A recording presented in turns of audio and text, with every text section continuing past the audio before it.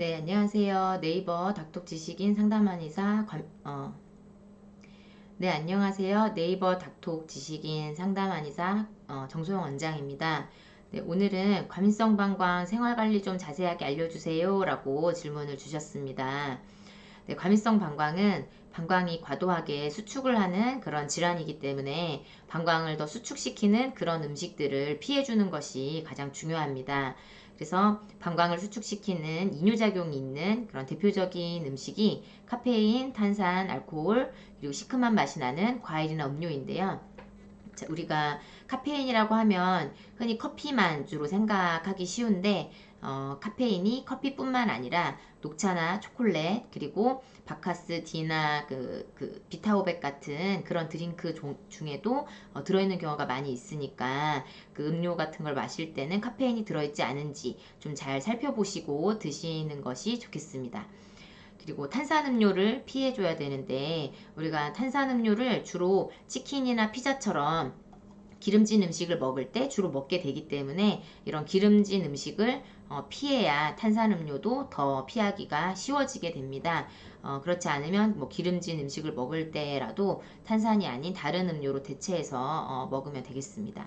그리고 이제 알코올 피해 주셔야 되고 시큼한 맛이 나는 과일이나 음료를 피해 주셔야 되는데 우리가 시큼한 맛이 나는 과일이나 음료가 과일 중에 사실 굉장히 많습니다. 그래서 대표적인 그 시큼한 맛이 나는 시트르산이 들어있는 그 음식이 오렌지나 감귤류 그리고 포도, 딸기, 토마토처럼 이런 시큼한 맛이 나는 과일을 피해주는 게 좋은데 그러니까 뭐 과일 먹을 게 없어요 이제 이렇게 얘기하시는 분들이 많으세요.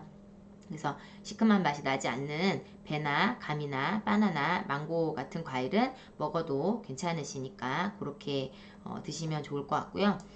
그래서 이렇게 이제 카페인, 탄산, 알코올, 시큼한 맛이 나는 과일이나 음료처럼 방광을 수축시키는 그런 음식을 가리는 것이 굉장히 중요하고 두 번째로 중요한 것은 음수량입니다. 음수량을 우리가 방광의 저장 능력이 약하기 때문에 물을 너무 많이 먹는 것은 방광에 무리가 됩니다. 우리가 위가 약한 사람이 과식을 하면은 그 위에 더 무리가 되는 것처럼 방광이 약한데 물을 너무 많이 먹으면 이제 방광에 무리가 되는 거예요. 그래서 너무 많이 먹으면 안 된다. 그런데 너무 적게 먹어도 안 되세요. 지금 과민성 방광을 좀 오랫동안 앓으신 분은 이미 물을 조금 먹는 게 생활이 돼 있는 분이 굉장히 많으시거든요. 왜냐면 물을 먹으면 소변을 자주 보니까.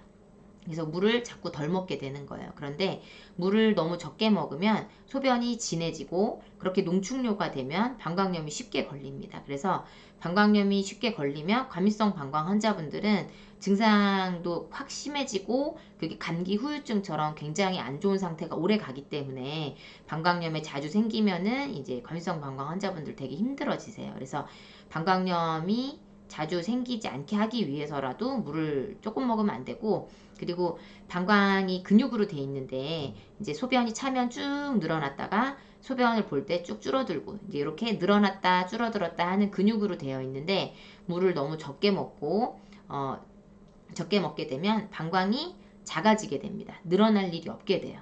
우리가 근육이 안 쓰면 굳어지잖아요. 굳어지고 나중에 늘어나려고 할 때 안 쓰던 근육을 쓰려고 하면 이제 뻐근하고 잘 늘어나지 않게 되는데 방광도 마찬가지입니다. 방광 근육도 오랫동안 방광이 이제 이렇게 늘어난 적이 없는 상태가 지속이 되게 되면 방광이 작아져서 늘어나려고 하면 아프고 잘 늘어나지 않는 그런 상태가 되기 때문에 물을 너무 적게 마셔도 안 된다. 그래서 적게 마셔도 안 되고 많이 마셔도 안 되고 1에서 1.2리터 정도를 마시는 것이 중요합니다. 그래서 이 음수량을 지켜서 먹을 수 있도록 조절을 해주시고 이게 우리가 보통 종이컵으로 먹을 때 한 컵이 한 190cc 정도 되기 때문에 그걸 꽉 채워서 안 먹고 한 3분의 2 정도 채워서 먹잖아요. 그래서 150에서 160 정도를 먹게 되는데 그 150, 160 정도 되는 종이컵 한 컵 그 기준으로 했을 때 하루 7, 8잔 정도를 먹는 게 하루 1에서 1.2리터 정도가 되니까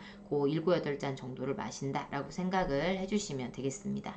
그래서 음수량을 1에서 1.2리터 정도 적당하게 마셔야 한다라는 거고 그리고 세 번째로는 그 성관계를 피하는 것이 필요하겠습니다. 우리가 방광하고 자궁은 이렇게 딱 붙어 있기 때문에 관계를 가지면 방광에 자극이 가게 됩니다. 그래서 과민성 방광을 가지고 계신 경우에 이걸로 이제 그 질환을 가지고 있는 경우에 성관계는 최대한 피해주는 것이 필요하다라는 거고, 그리고 잠을 잘 자는 것이 굉장히 중요합니다. 우리가 잠을 잘 잔다라는 거는 이제 뭐 12시 전에 자는 게 필요한데, 이게 기력 관리를 위해서도 굉장히 필요하지만, 기력뿐만 아니라 그러니까 위기라는 것이 있는데, 그 위기와 방광의 관련 때문에 잠을 12시 전에 자는 게 필요합니다. 왜 그러냐면 이 위기라는 것은 호위하다 할 때 위자입니다. 뭐냐면 아침에 우리가 눈을 딱 뜨면 우리 몸에서 나와서 우리 몸을 뺑뺑 돌면서 우리 몸을 지켜주다가 밤에 잠이 들면은 몸속으로 쑥 들어가는 기운이 이제 위기라고 합니다. 그런데 이 위기는 해가 떠 있을 때 활동을 하고 해가 지면 몸속으로 들어가야지 건강하게 돼 있고, 그렇지 않으면은 이제 약해지게 돼 있어요. 그래서 제일 좋은 거는 해가 떠 있을 때 활동하고, 우리도 활동하고, 그리고 해가 지면은 잠을 자는 거. 이게 이제 위기를 관리하는 데 필요한 건데, 이렇게 살아가기는 너무 힘드니까 최소한 12시 전에는 자야 된다는 거죠. 그래서 이 잠이 과민성 방광의 생활관리에 있어서 굉장히 중요하고, 실제로 치료하다 보면 이 잠이 이게 틀어질 때마다 증상이 굉장히 안 좋아지는 것을 굉장히 많이 보게 됩니다. 그래서 과민성 방광의 생활관리 중에서 이 마지막은 잠을 12시 전에 자는 것, 이것이 중요하겠습니다. 그래서 지금까지 과민성 방광의 생활관리에 대해서 말씀드렸는데요. 첫 번째, 그 방광을 수축시키는 카페인, 탄산, 알코올, 시큼한 맛이 나는 과일이나 음료를 피해 주셔야 되고, 두 번째, 음수량을 너무 많게 너무 적게 드시면 안 되고 1에서 1.2리터 정도, 종이컵 기준으로 7, 8잔 정도로 먹는 것이 필요하고, 그리고 성관계를 최대한 피해 주시고 잠을 12시 전에 자는 것이 필요하겠습니다. 네, 이렇게 생활관리 잘 하셔서 과민성 방광 치료받는 거 빨리 나으시고, 그리고 예방하고 더 진행하지 않도록, 더 악화되지 않도록 이렇게 생활관리 해 나가시기 바랍니다. 도움이 되셨기를 바랍니다. 감사합니다.